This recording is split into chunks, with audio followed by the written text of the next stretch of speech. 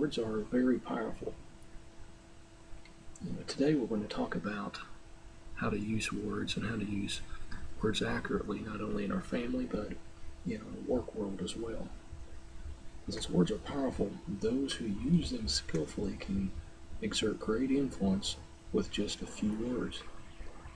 And according to one study, a person's ability to use words, more specifically to participate in conversations with others, is one of the best predictors of communication and competence.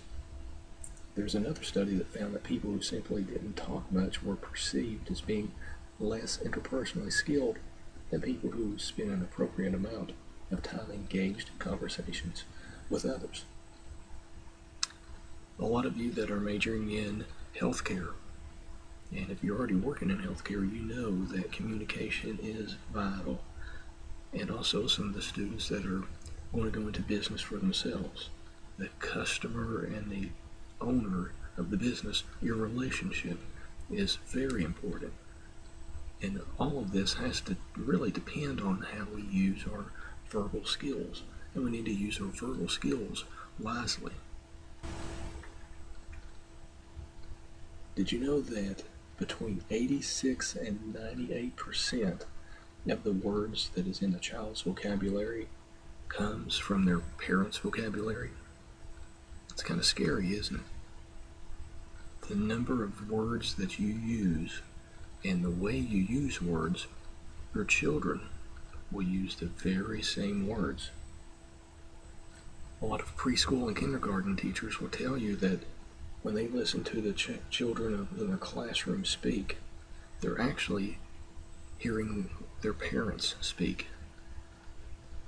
And some interesting numbers that back this up comes from some of the child psychologists, and they say that a 4-year-old that comes from a professional family, and now a professional family we mean somebody that has gone to college, the parents, one or both parents have gone to college and have a very large vocabulary. So a 4-year-old will have heard 45 million words by the time they reach the age of 4. Now, a normal blue-collar family, that same 4-year-old will have heard 26 million words. And a lot of children that are born in welfare from welfare families, they listen to almost 13 million words. Now here's the problem. All of these children are going to start school at the same time. So from 45 million words down to 13 million words, who do you think is going to have the best advantage on the first day of school? Well, this gives us a little clue that the words that we use, we need to learn to expand our vocabulary and to look at the way that we put words together. One of the best resources for kids is books, showing kids how to read and reading with the children. So what we need to do is we need to try to increase our vocabulary. If you are a freshman or a sophomore in college, your vocabulary should be different by the time you graduate school than when you entered. You should try to expand your vocabulary every day and learn how to use different words to convey the same meaning. Now, a couple of terms I want to look at today is denotative and connotative. Now, denotative is basically a restrictive or a literal meaning of the word. Since language creates meanings on 2 levels, denotative is one of the levels. One of the best ways to think of denotative is look at the D in denotative and think of a dictionary. That's basically what it is. Denotative is the dictionary term of the word, whereas connotative, that's very personal. That's more of a subjective meaning of the word. The denotative word for school. We could say that is a building where you go and learn. Whereas the connotative meaning for school, now that could be something different. Every person that is listening to my voice right now, when I say school, you're probably thinking of a different school. Could be the school that you went to whenever you were in grade school, or it may be your high school. Some of you may have good impressions of school. Some of you may have bad impressions of school. So connotative, that goes more into the personal feelings behind this. For example, let's look at this word, autumn. If we were going to look at the denotative meaning, we could say autumn is another word for fall. It is one of the 4 seasons.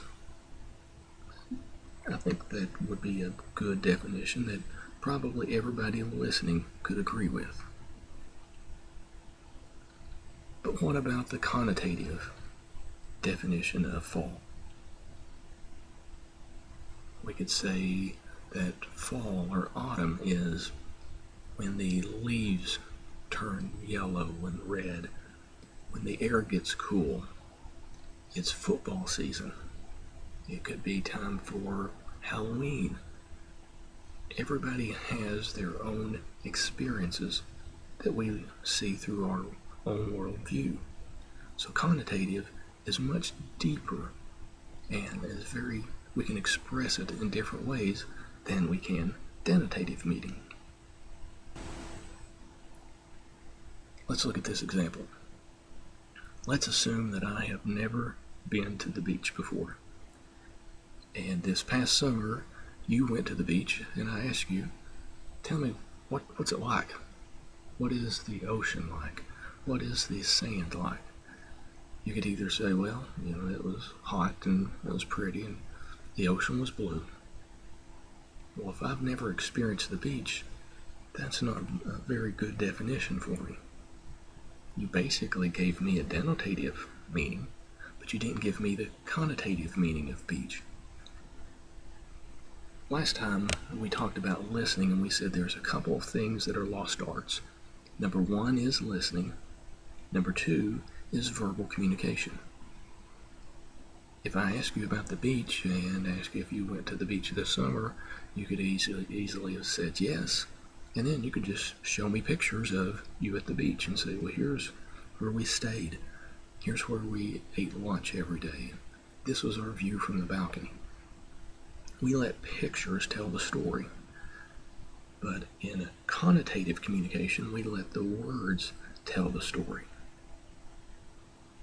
So if I ask you about the beach, you can tell me that the sand, how it felt between your toes, how hot the sand can get, how loud the ocean can get. You can tell me how the breeze is constant from the ocean direction, and maybe explain to me about the palm trees and how the palm trees sound when the wind blows. And maybe the smell of cotton candy or the smell of saltwater taffy. There's a lot of meanings that can go in behind describing the beach. Or what about whenever you went to the beach for the very first time? How excited was you? I remember whenever I looked at the ocean for the first time, I couldn't imagine how large that ocean was.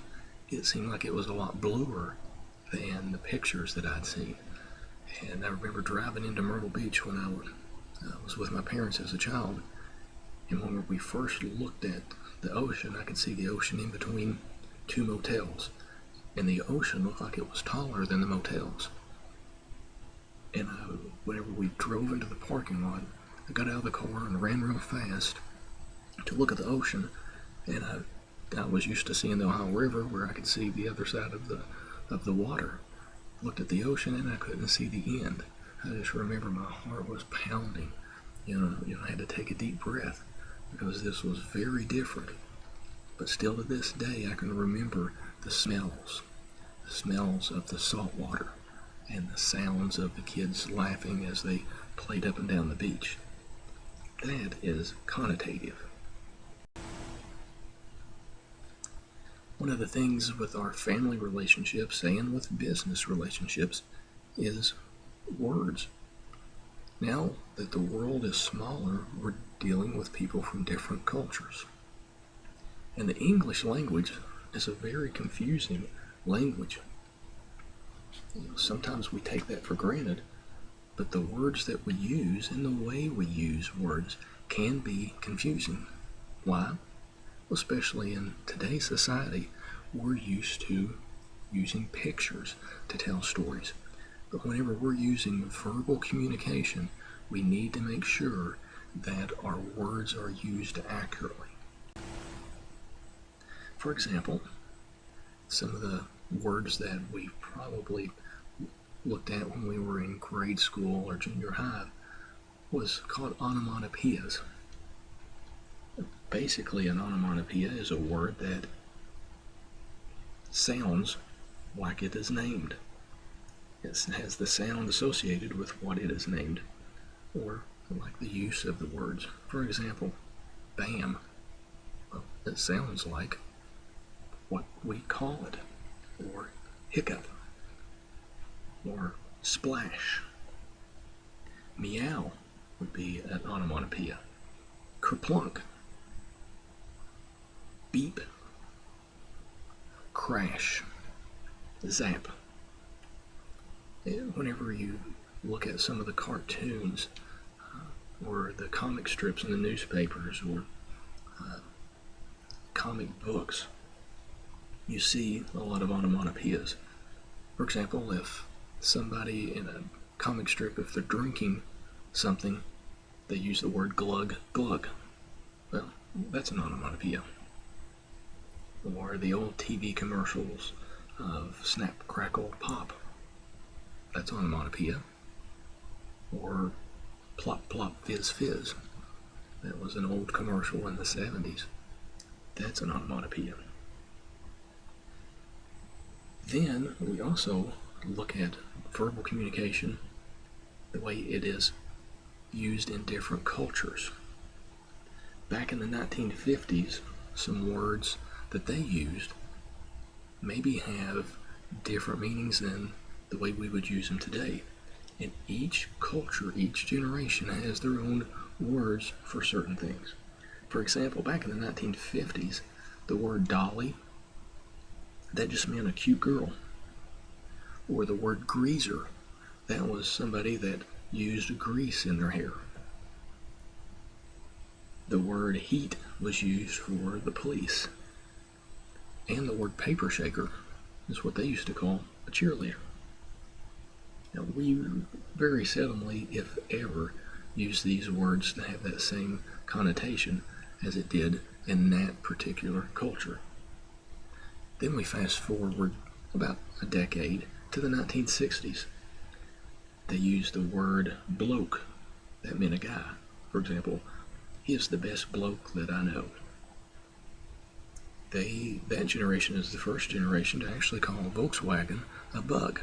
Yeah, we still use that a little bit today. They also use the word, this is a bummer, or life is a drag. Then we can go another 10 years, another decade or so into the future, and we get to the 1970s. Some of the words that we use that came out of that culture, of course, came out of, like most cultures, out of the entertainment or out of the music industry. In the 1970s, they used words like far out, or dynamite, or that's groovy, or even can you dig it. These words sound kind of silly to us today, but was very popular in that day. And then in the 1980s, we had some words like gag me with a spoon, or cool beans. And then we got to the 1990s and to today, and we have words that we use, for example, like beef. That means, do you have a problem? Do you have a beef with me? Or dist. It means disrespected.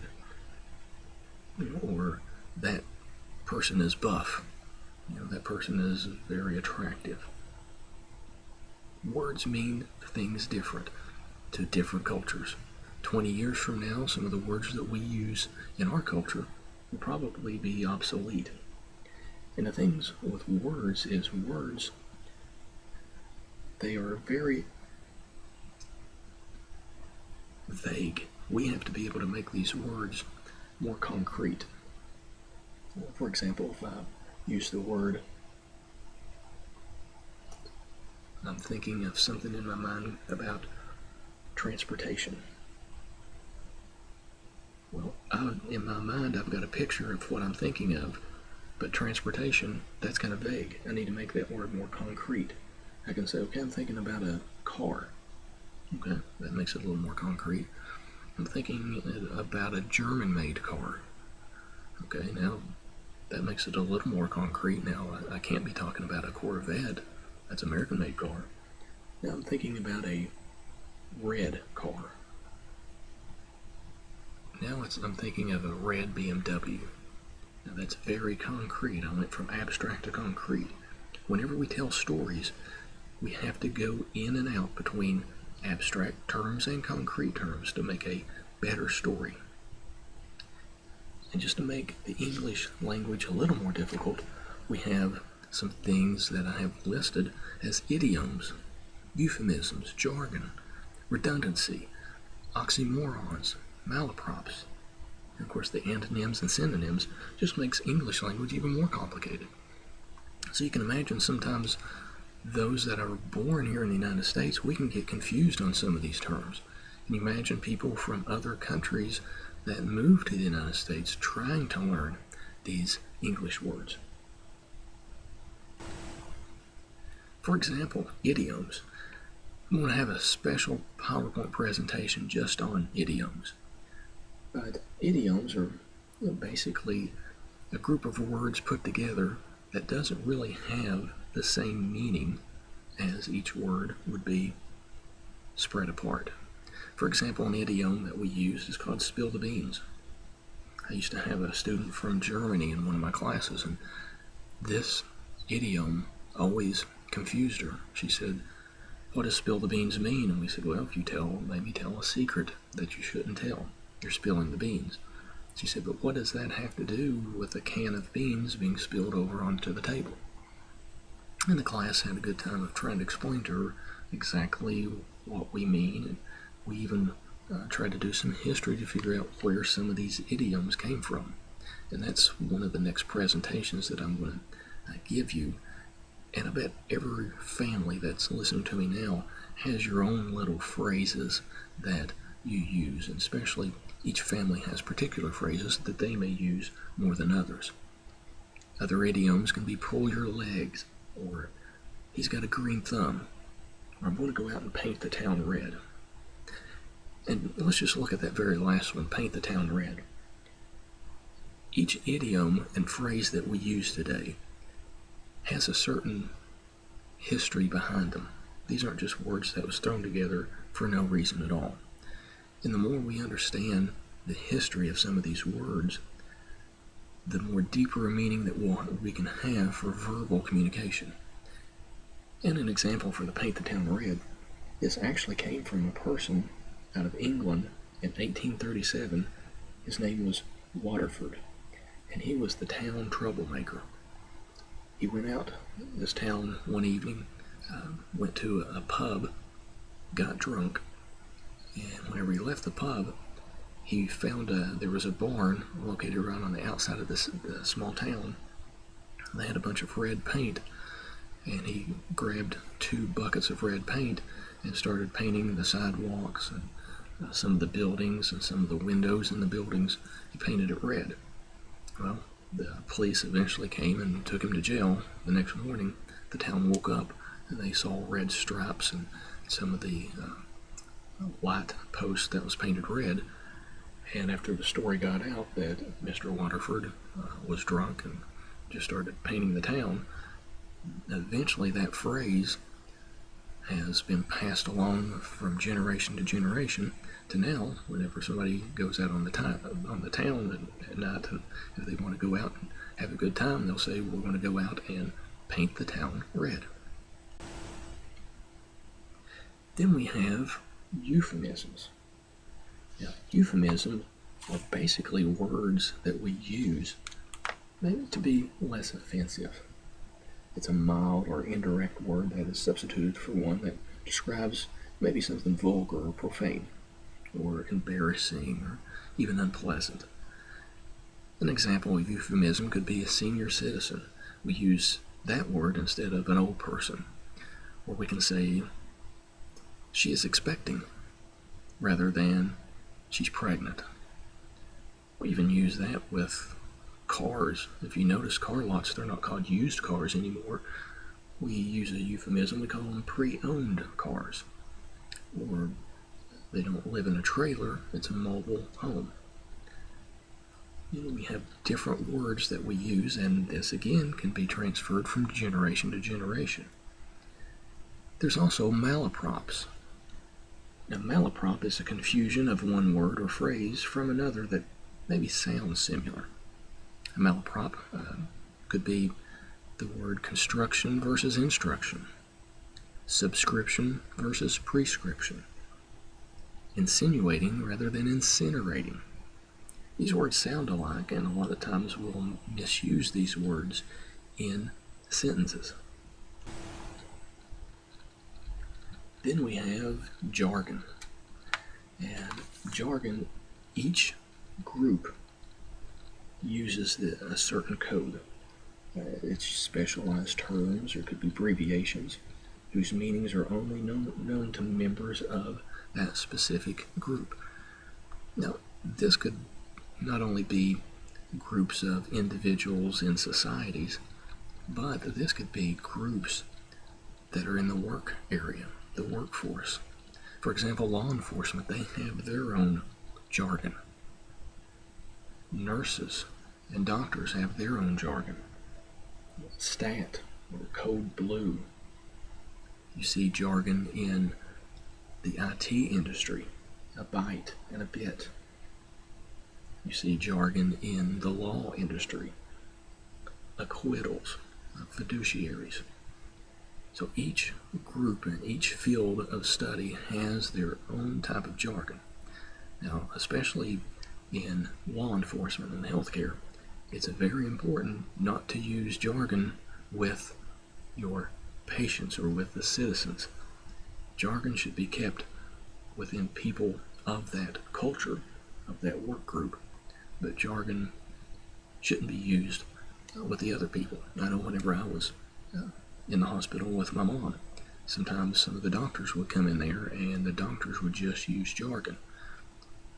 I was so appreciative when we had this one nurse that could come in there and she could interpret all the jargon of what the doctor was saying. That is excellent communication skills. Then we also have redundancy.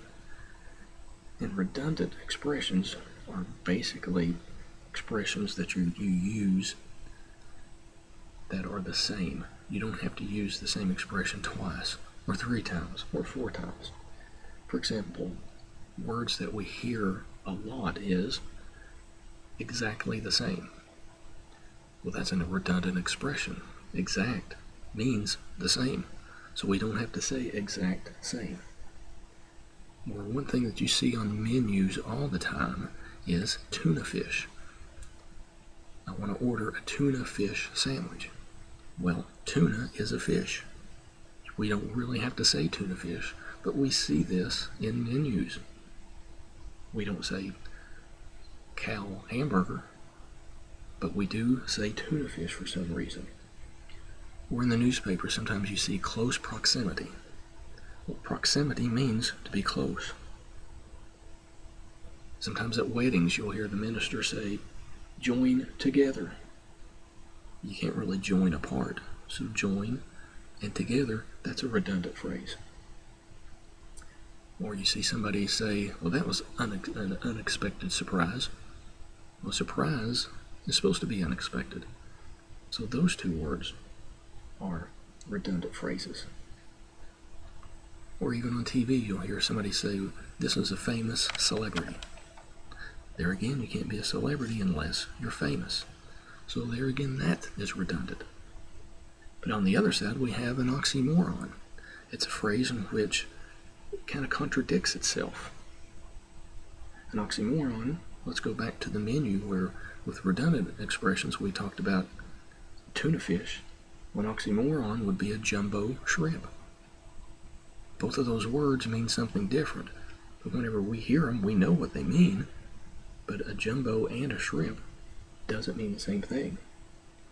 Or if you go to a restaurant and you order boneless ribs, boneless and ribs mean the opposite. You're talking to somebody and say, okay, are you ready to go? And they'll say, almost ready. You're either ready or you're not. You can't be almost ready. That's an oxymoron. Or how many times have you heard random order? Things are either in order or they're not. They're in random. You can't have random order. And in the newspapers, I've read I don't know how many times when they'll say somebody is fatally injured. Being injured is one thing, but fatally, something that happened that's fatally is something completely different. It's very contradictory. So this is other things that makes the English language difficult. Now we're kind of back to words and how words can be difficult to understand, and especially when you're coming from other countries. If you look at that word that's on the screen, what is it? Is it wound or is it wound? What if I use this in a sentence? What if I said the bandage was wound around the wound? They're spelled the same, but it depends on how we use that word in a sentence. Or what about this word? What is this? Is it lead or is it lead? He could lead if he could get the lead out. There again, it depends on how that word is used in a sentence. Or that word, what is that? Is it bass or is it bass? We could say a bass was painted on the head of the bass drum. Or that word, close or close. They were too close to the door to close it. So not only are words very difficult to understand, we need to know how to use words to keep ourselves from getting into some conflict, which will be something that we're going to cover later on in the semester. One of the things we can do is use words and use words accurately to describe things. Now, if we ever get into a situation, we need to make sure that we use descriptive phrases, and we need to use phrases with I statements rather than you statements. For example, if you say, you never clean the room, or you are lazy, there's a pretty good chance that you're going to have a conflict that's going to happen by using that because you're becoming judgmental. If you use more I statements, you can say things like, I feel bad whenever I'm always the one that has to clean up after you. I would feel better if maybe you could help me out.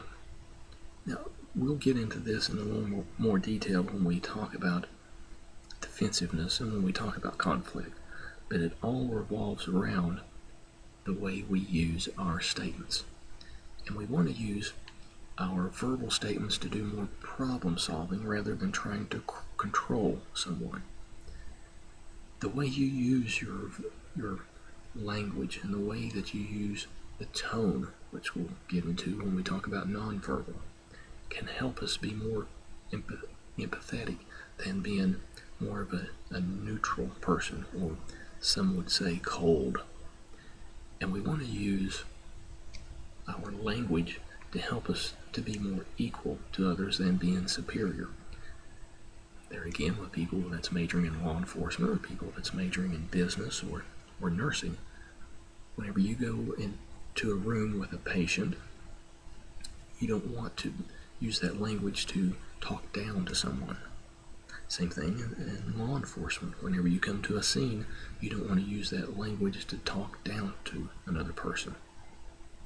That's one of the things that we like about businesses that we go to.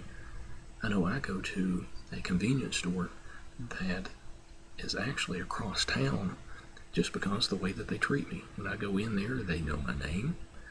They know a lot of stuff about me. I live within blocks from another convenience store and I don't get that same treatment. So it's just the way that those professionals use words to make me feel more comfortable. They get my business. So using words and the way we use words are extremely important. And this is one of the two lost arts that our society has lost over the last decade or so, especially with technology.